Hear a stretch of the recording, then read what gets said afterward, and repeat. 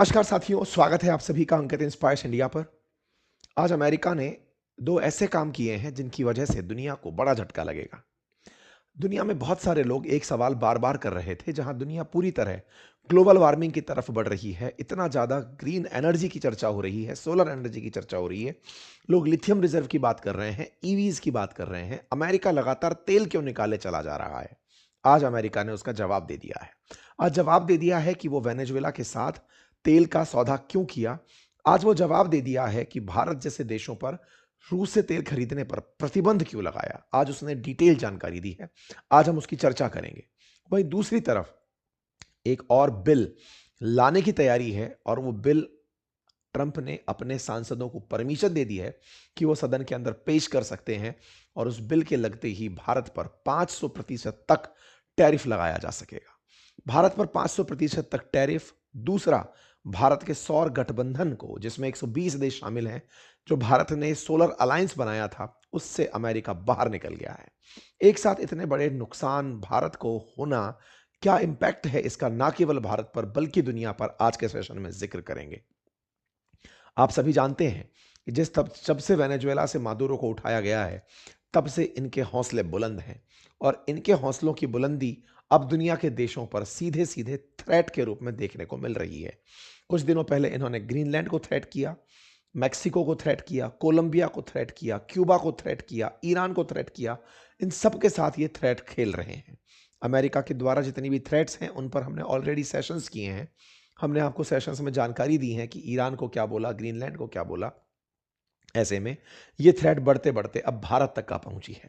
भारत तक जो थ्रेट पहुंची है, उसमें 500% टैरिफ की बात की गई थी, जो बहुत पहले की गई थी। उसके लिए अब बिल लाने की मंजूरी दे दी गई है। इसका मतलब ये हुआ कि अगर भारत रूस से तेल खरीदता रहा तो 500% तक टैरिफ इन्हें देना पड़ेगा। इतना ही नहीं, ट्रंप ने दुनिया के 66 इंटरनेशनल ऑर्गेनाइजेशन से अमेरिका को बाहर निकाल दिया है।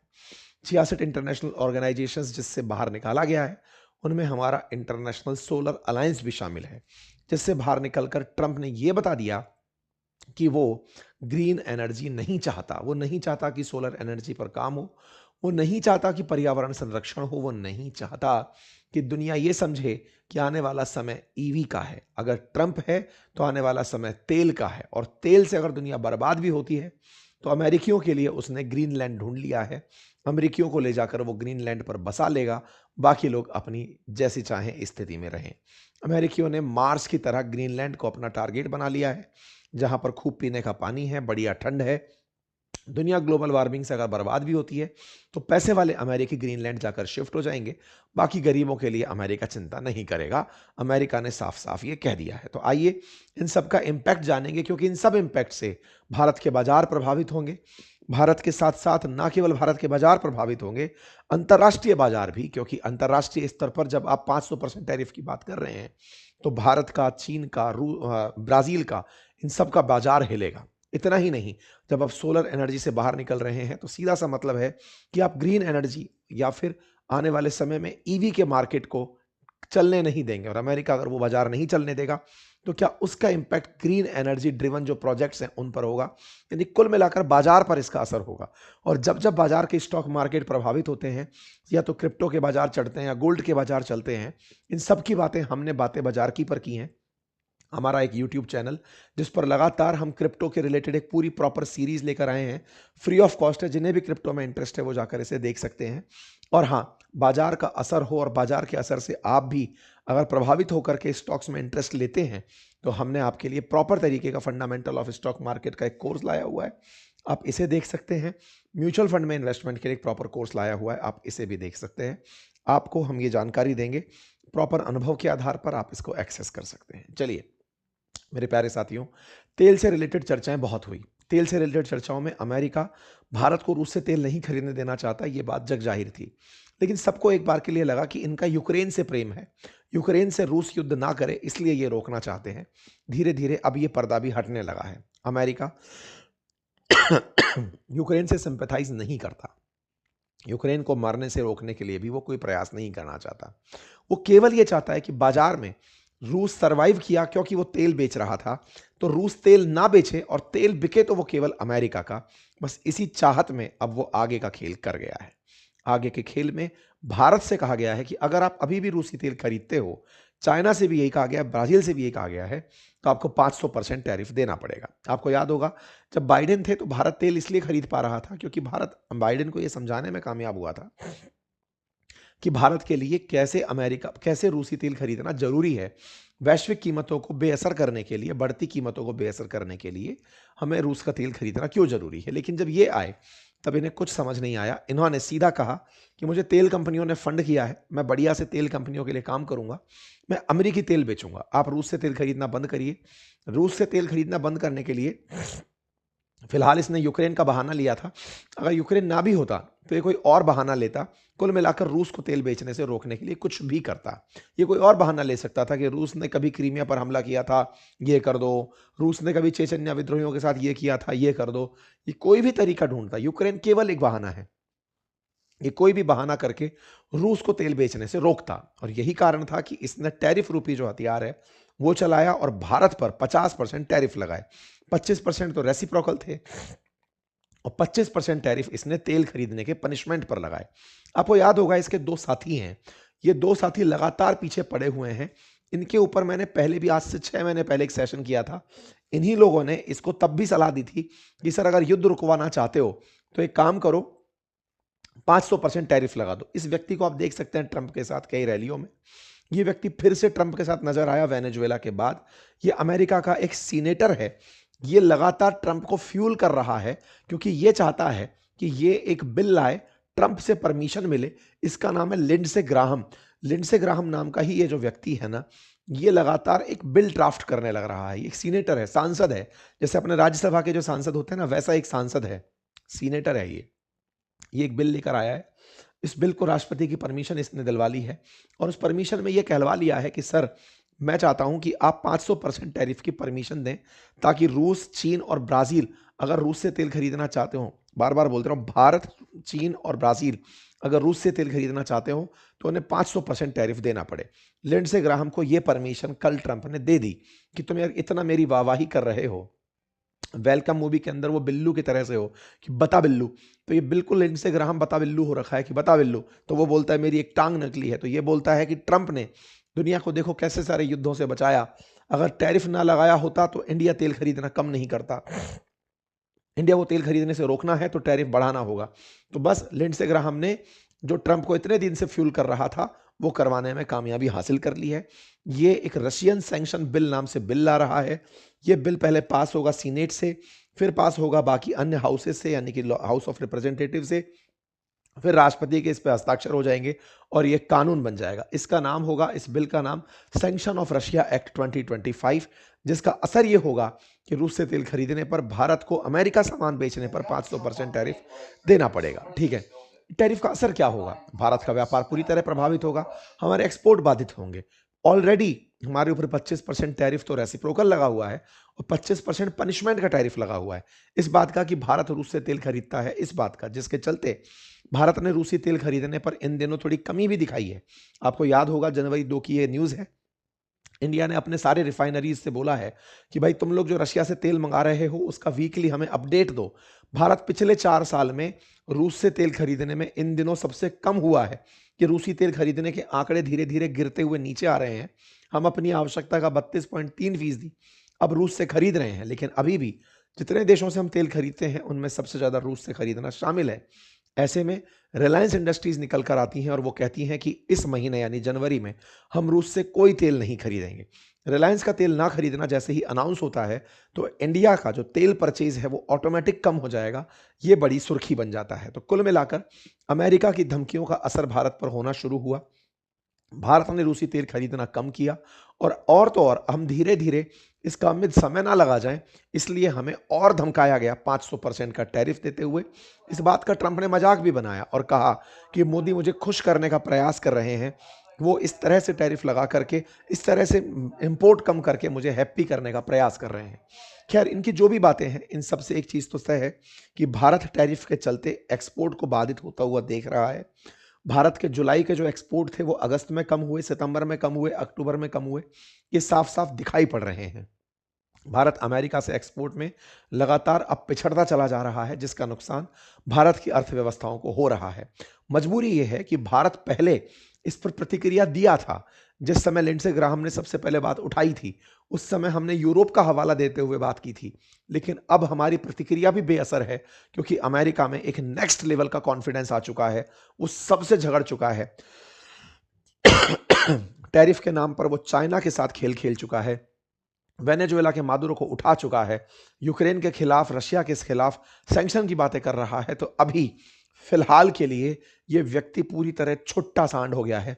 अब ये दुनिया के अंदर कुछ भी तहलका मचाना चाह रहा है। अब ये जो बात है कि ये कर क्या रहा है, इसका असर भारत की अर्थव्यवस्था पर तो नकारात्मक होगा ही, लेकिन दुनिया को ये समझना होगा कि इसे रोकने के लिए अब पूरी दुनिया को भी एक अगर होना पड़े ना, तो भी शायद अमेरिका कंट्रोल में नहीं आ सकता। आप पूछेंगे वो कैसे? सारी की सारी बातों का सार आप निकालने निकलिए तो आप पाएंगे कि जब से ये व्यक्ति आया है, डे वन से एक चीज का दिमाग में फितूर लगाया हुआ है कि मुझे तेल कंपनियों ने पैसा दिया था, मैं उनके लिए काम करूंगा। उनके लिए काम करूंगा तो अमेरिका का तेल बिकना चाहिए। और अमेरिकी तेल कंपनियों ने दुनिया भर में जहां जहां फैक्ट्री लगाई हुई है, रिफाइनरी लगाई हुई है, वहां से तेल निकल के आना चाहिए। तो इसने बकायदा प्रॉपर तरीके से वेनेजुएला पर जो हमला प्लान किया, वो असल में वेनेजुएला का कब्जा इसीलिए था ताकि वो तेल निकाल सके।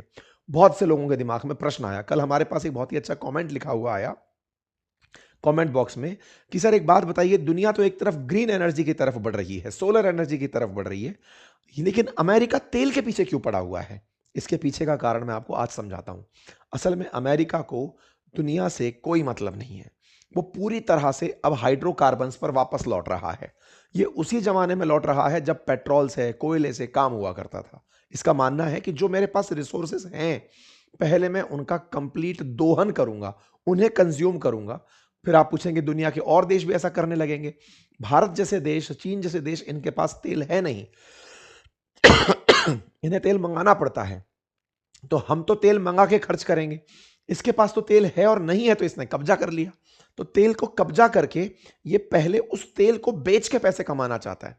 सर लेकिन इस तेल को बेचने से तो बहुत ज्यादा दिक्कत हो जाएगी, दुनिया के अंदर पॉल्यूशन बढ़ जाएगा, ग्रीन ग्रीन ग्लोबल वार्मिंग बढ़ जाएगी, टेम्परेचर दुनिया का बढ़ जाएगा, ग्लेशियर्स पिघल जाएंगे, अतिवृष्टि बढ़ने लगेगी, समुद्र का जल स्तर बढ़ने लगेगा। अरे ओवरऑल क्या होगा ये बताइए? ओवरऑल यही होगा ना कि इंसान जी नहीं पाएगा। ये चाहता भी नहीं है कि आप जिए। अमेरिका का मानना है कि केवल अमेरिका बचना चाहिए, दुनिया सारी समाप्त हो जाए, कोई दिक्कत नहीं है। इसी की प्लानिंग में ये लोग ग्रीनलैंड की तैयारी कर रहे हैं। इनका मानना है एक दिन समुद्र स्तर बढ़ेगा, ग्लेशियर्स पिघलेंगे, तापमान बढ़ेगा, सब कुछ होगा, कोई बात नहीं, तो रहने लायक ग्रीनलैंड बचेगा, वहां जाके रह लेंगे।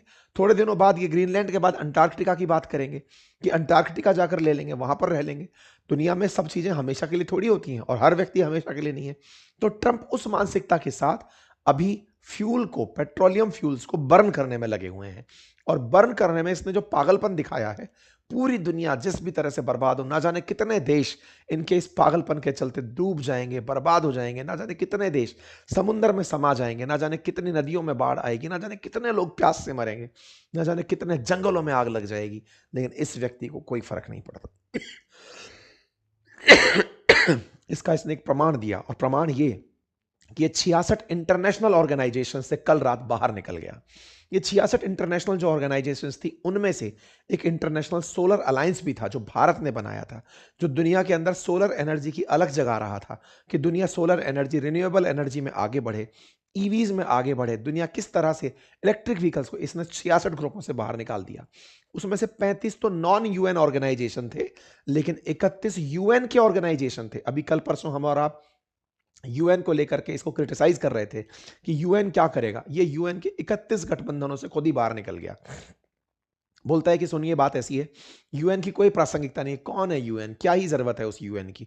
क्योंकि आप वेनेजुएला के केस में कह रहे थे ना कि यूएन के अंदर बैठक बुलाई गई है, अमेरिका के खिलाफ बातें हो रही हैं, अमेरिका पर एक्शन लेने के लिए दबाव बढ़ाया जा रहा है। इसने कहा मैं हुई नहीं तुम्हारा सदस्य, क्या बिगाड़ लोगे मेरा? अमेरिका अब ऊपर चला गया है, इतना ऊपर कि अब ये लिखते ही अमेरिका फर्स्ट है और अमेरिका ही सर्वे सर्वा है।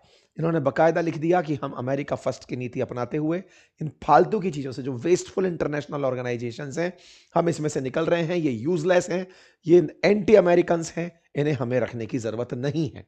इस तरह से अमेरिका ने खुद को यहां से बाहर निकाल दिया। विड्रॉल ऑफ वेस्टफुल, इनइफेक्टिव और हार्मफुल इंटरनेशनल ऑर्गेनाइजेशन। सोचिए, अमेरिका के हित में नहीं है तो हार्मफुल है। ये वही अमेरिका है जो कभी लोकतंत्र की बातें किया करता था, ये वही अमेरिका है जो पर्यावरण की बातें करता था, मानवाधिकार की बातें करता था। अमेरिका ने ट्रंप के नेतृत्व में खुद को वहां से पूरी तरह बाहर निकाल लिया है। इन 66 ऑर्गेनाइजेशन में 17 केवल क्लाइमेट, एनवायरमेंट और एनर्जी से जुड़े हैं।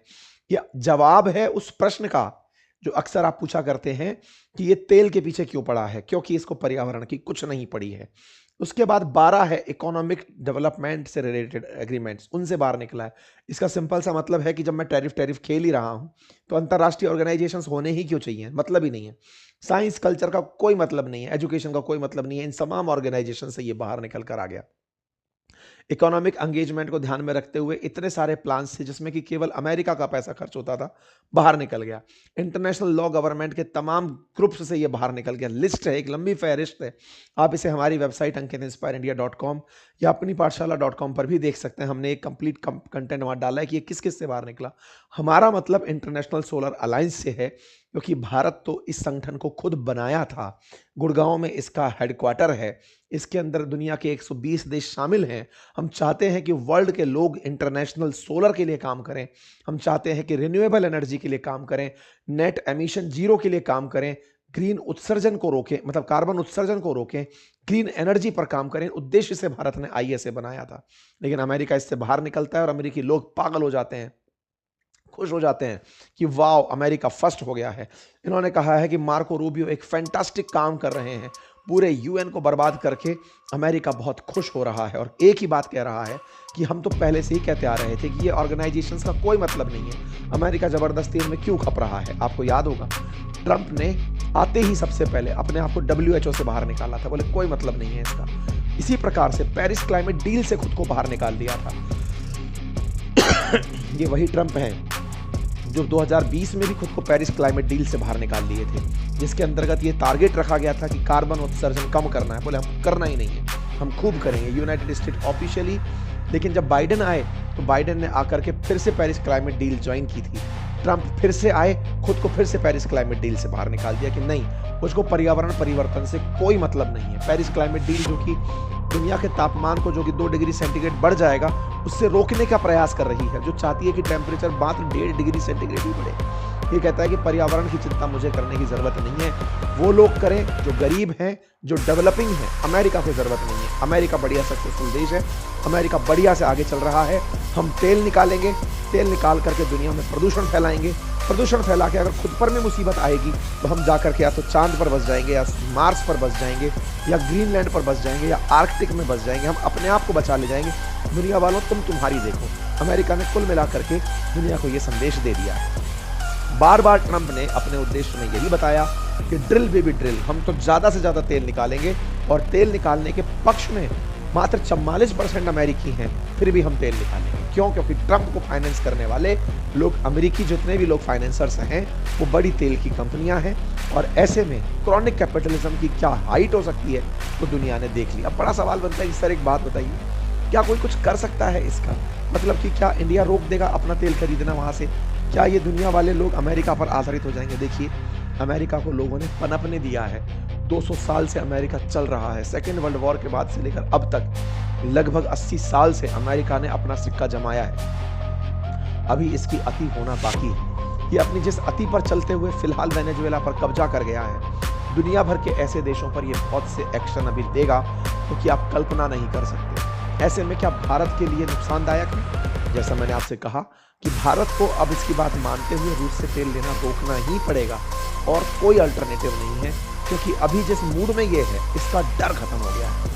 साथियों, अक्सर ये कहा जाता है कि जिसका एक बार शर्म खत्म हो जाए, जिसकी हया खत्म हो जाए, जिसके अंदर डर खत्म हो जाए, वो सबसे विध्वंसकारी बन जाता है।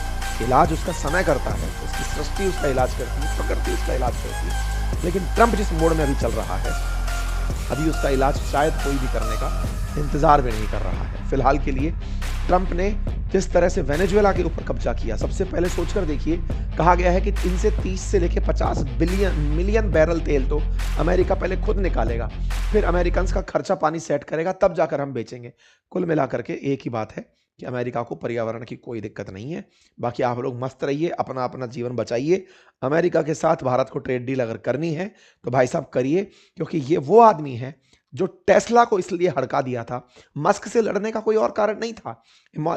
एलॉन मस्क से लड़ने का एकमात्र कारण था, Elon Musk electric vehicle Tesla चला रहा है। ज्यादा पैसा दे दिए तेल कंपनी वाले, इसने भी पैसा दिया था चुनाव लड़ने के लिए। अगर इसका पैसा काम कर गया होता तो ये तेल कंपनियों पर काम नहीं करता, वेनेजुएला की जान बच गई होती। लेकिन तेल कंपनियों ने ज्यादा पैसा दे दिया, बेचारा इसका पैसा कम पड़ गया, इसका धंधा पिटवा दिया वो। क्योंकि टेस्ला कैसे बिकेगी, टेस्ला तो ईवी है, तो इससे कोई दिक्कत नहीं। पर इसको समझाया गया, इन दिनों ये वापस से दिखा है, इसको दिखाया गया कि तू चिंता क्यों कर रहा है, तेरे को और धंधा दिलवा देंगे यार, क्या लोड ले रहा है तू, स्टारलिंक बेच, तेरा आराम से स्पेस एक्स चला, तू दुनिया के अंदर डेटा सेंटर खोल, कुछ और बढ़िया कर, ट्विटर से पैसे कमा, तो क्यों इसके पीछे पड़ रहा है कि तुझे मतलब तेल वो ईवी बेचनी है। तो एलॉन मस्क जिसको बाहर किया गया था, उसके पीछे का उद्देश्य भी अब क्लियर हो चुका है। अब धीरे धीरे अमेरिका अपने पुरानी नीतियों पर लौट रहा है, ऑयल के प्रति अमेरिकी प्यार अब दिखने लगा है। भारत को आवश्यकता है कि इसको जल्दी से समेट लिया जाए, अदरवाइज ये भारत को बहुत नुकसान पहुंचाएगा। पर्यावरण के लिए पूरी दुनिया के देश फिर एकजुट हों, समझें कि पर्यावरण किसी एक की नहीं, दुनिया की साझा विरासत है। अमेरिकियों को सद्बुद्धि एक दिन जरूर आएगी, अन्यथा अमेरिका के साथ दुनिया के देशों को कोई ना कोई एक्शन लेना पड़ेगा। बयानबाजी से कुछ नहीं होगा। मैं बोल दूं कि अमेरिका के खिलाफ कुछ करो, कुछ नहीं होगा भाई साहब। अमेरिका का ही प्लेटफॉर्म है जिस पर आप मुझे सुन रहे हैं। अमेरिका वाले जिस दिन चाहें दुनिया भर की आवाजों की बोलती बंद कर दें, अब वो उस मोड में चल रहे हैं। बाकी आप लोग अपने समझदार हैं, बताइए क्या लगता है आपको, क्या करना चाहिए। फिलहाल के लिए इतना ही। चैनल पर नए हैं तो सब्सक्राइब कर लीजिए, अपने साथियों के साथ इसे जरूर साझा करिए।